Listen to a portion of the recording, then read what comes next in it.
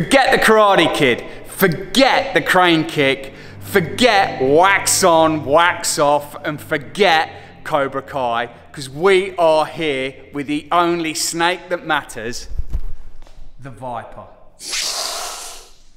So we're here with Mark with the Viper RT10, a iconic widowmaker, very much like the 930, but it is nice to get a bit of American muscle on the channel. We've been trying to catch up with this car for, it's been yonks with weather stuff, open top, not very good in the rain. Here we go, we're with the Viper.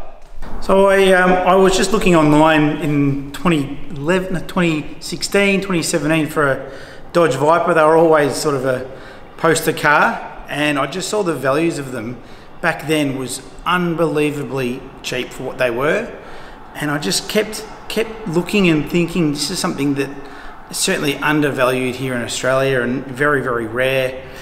And then the opportunity came up for a fellow that was selling one not too far from our holiday house in Rye in 2020, and we took the opportunity to jump on board and grab one whilst we can. Locally, yeah, because we didn't have the risk of buying it sight unseen. We could smell it, touch it, see it, drive it, do everything we could with it, and not have to worry about the risk.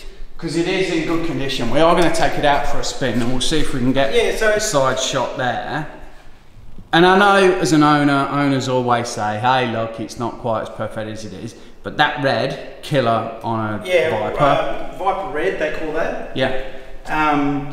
4 colours, the red's the most common colour. Yep. Black, green, and then yellow's the rarest of the colours. And it's only done, when we bought it, only done 18,000 miles, and I think we've just ticked over 19,500, I think, from memory. So only a few. But I've seen you out in it a fair bit. So yeah, so cars and coffee. We love driving it, and I consider sort of the mileage on it to be a driver car. There's been some that have been for sale with, double-digit miles on the clock. Yeah, okay. So to have it that's done 15,000+ miles, I thought was enough to say it's not a showpiece, it's not a museum car, and it's a driver car, and we can easily drive it without any dramas, putting miles on it. So that's why we thought it was a really good option. It was completely original. There's been no modifications to it. Some of the people changed the wheels on it. These are a bit like, for me, a little bit like the JDM cars. To find one that has had no mods, correct. Is an original car, and there's something special about a Viper where, original exhaust, no modifications at all. That's a rare beast in itself. Yeah, it is. People even paint the dash, which looks really tacky. Americans are big into their customization, completely original, and it will stay like that. There's not one thing. We've even got the original tyres that rolled off the the production line in Kentucky. Because it is a lefty, and as you said there, it's originally from Kentucky. Though I think they are a rare car in Australia, because even when they did have right-hand drives, I think there was less than a dozen right-hand drive cars in Australia. So they're few and far between. As we did see, obviously they are all manual. We are going to take it out for a bit of a spin. I was saying I've come in shorts today, and I was a little bit worried about the exhaust down the bottom burning my legs, but that might still be a bit of an issue. Bitten. I've been bitten by the ankle burners. So I think we might open the bonnet, because it is a bit spectacular to see. It is. And then we'll look at this Viper RT10. Massive monster of a motor.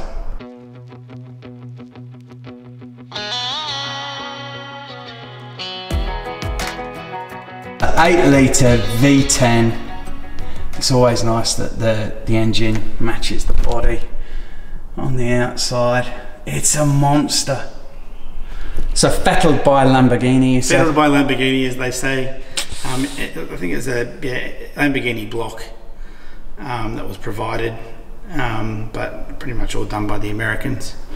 Iconic motor, iconic car, iconic motor. Yeah, absolutely it is. I think even Carroll Shelby even sort of ticked off on it. I believe. I think the Bob Lutz wanted it, saw the prototype, and put it into production almost overnight. My understanding is they just wanted this car to be built. The Americans wanted it, and they built it. It's like, this is raw.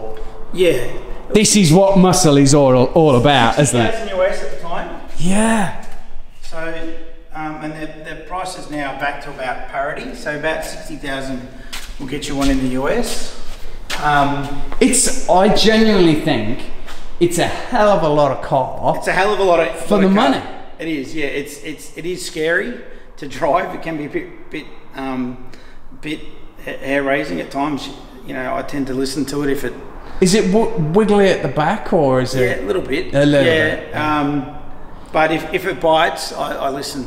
Yeah. Okay. You know, I don't try to and go beyond my limits, because it can bite, and can bite quite viciously. Yeah, it's just iconic. It's actually in really good condition. I know it's got low mileage and it's got hardly anything on it, but it is in cracking condition.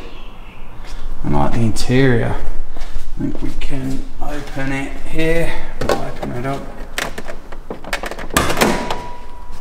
But the seats are great.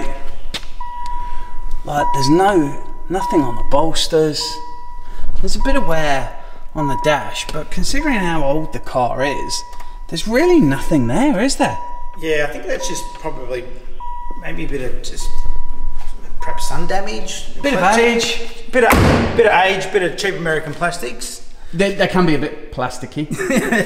Yeah. But you know, it's all about saving weight. I guess you could turn around and say it's just the cheap plastics. Just I think that is a particularly good thing to say. But even like the Targa roof, yep, like, it's in great nick. It has aged really well. It was like a brilliant find, because it was it parked by the side of the road? It was parked by the side of the road, yeah. That's amazing, that is. Literally around the corner from our holiday house. Yeah, so look at that. We saw it on the Sunday, and I think we bought it on the Tuesday. Yeah, because you've been looking for one. Yeah. Like, you see this parked, it's... We would have bought one if COVID had... We would have bought one from the States if COVID didn't happen. Yeah. And my brother and I probably would have flown over, picked one up, because they're almost a dime a dozen. You know, they're everywhere with, you know, 5 or 6, 10,000 miles on the clock. Yeah. And COVID happened, and that put a bullet in that. And then to have one on our doorstep, literally on our doorstep, in the exact guise that we wanted, Viper Red, low miles, and the fella wasn't asking, you know, an unrealistic price for it. He just wanted it sold. He brings them in, and he brought one in. It was the first one he'd brought in, and he sold it. Before we head out in the car, we should mention some specs. So 400 brake horsepower. 400 horsepower in a car that weighs, I think it's about 1,600 kilos.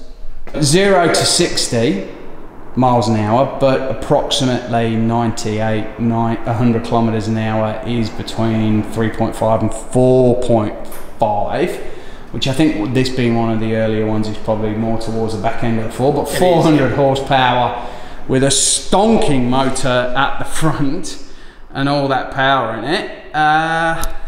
We'll take her out for a spin and see if we can burn her ankles. Yep, absolutely.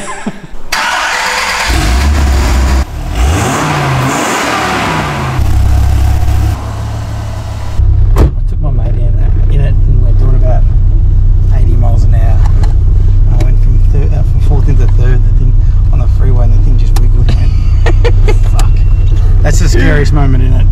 I won't try and do anything silly, because it's just... You're reasonably set up. Yeah, you're quite high, aren't you? You are, and the roof line is unfortunately just below just above my eyesight. So sometimes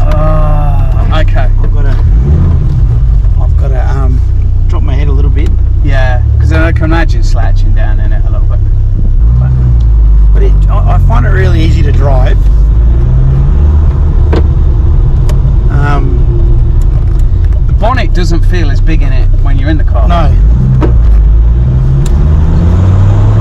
So this is just cruising along at 30 miles an hour. It sits on 1500 RPM. Yeah. So it's really quite inside. Cruising along, it's quiet. Like it's unassuming. But when you put your foot down and you get it to 5,000 and 6,000 RPM, is when it really lets go. Yeah. And it's got plenty of low down torque, so you can start from third gear, take off in it. Like. Yeah. Okay. Because they always say there's not a lot of space in them for your feet. No. Because monstrous engine there, and you've got gearbox and everything here, so there's a big clump in the middle of the car. Yeah. But actual space wise for your bum sat in the car, there's actually a reasonable amount of space. Yeah, there is. Yeah, like it's comfortable. Like I don't think it's I wouldn't go GTing in it. No. But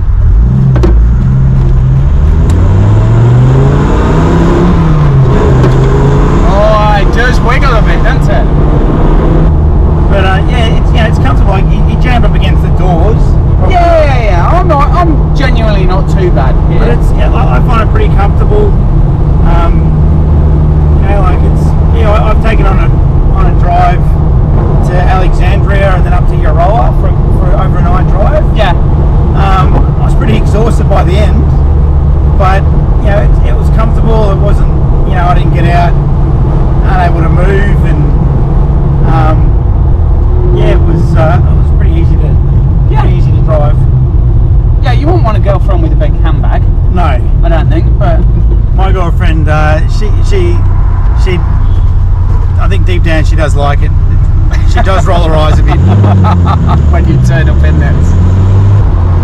It's a big red shiny dick, as my brother calls it.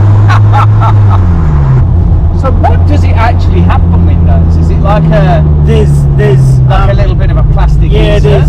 there's some vinyl and PVC windows that slot in into there. Okay. And then it sits on the top. There's a little tonneau roof that goes over it.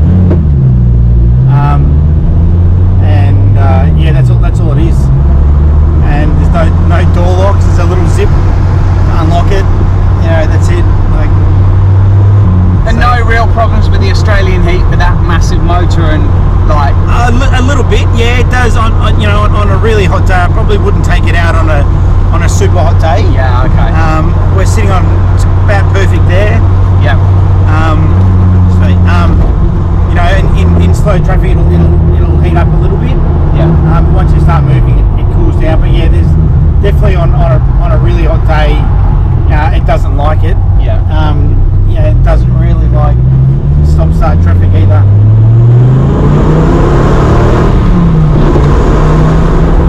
It's more like 400 wild horses. It is. It's not like you've got 400 well-trained horses that will do exactly what you want them to do. It is a little bit of viper by name, viper by nature. Yeah. It will bite you. I have seen videos of it just spinning into a ditch. And I get reminded every so often of that. So this has no ABS. Nothing, no windows, no ABS, no roof, no air conditioning. Of course, no air conditioning. Yeah, it was an option, I think, for the 94s and 93s. I think it will stand on the 95s. Mostly doesn't. Anything you can think of, it probably doesn't have. But yeah, it was built for speed. Yeah. That's why they everything's pretty much lightweight on it.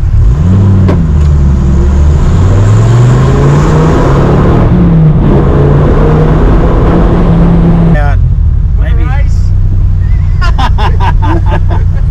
I think I'd still be spinning in second gear. Probably still be spinning in second gear by the time you're half a mile down the road. How many Ks has it got? Just shy of 20,000 miles. Imported one? Yeah. I'll give this guy a bit of a blast. Yeah.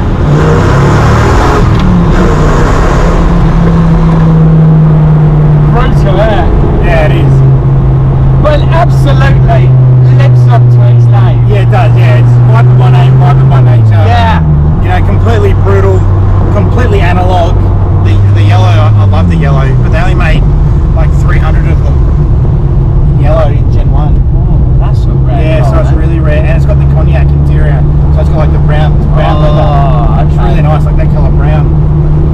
just getting out, and we did laugh about not burning ourselves, and we nearly did, but that, I don't want to touch down there. That is hot, and round there, it's like a little heater. Oh, I'm not even going to touch that. Oh, that's not too bad there, but that, where that exhaust pipe is, that's going to burn your ankles every time.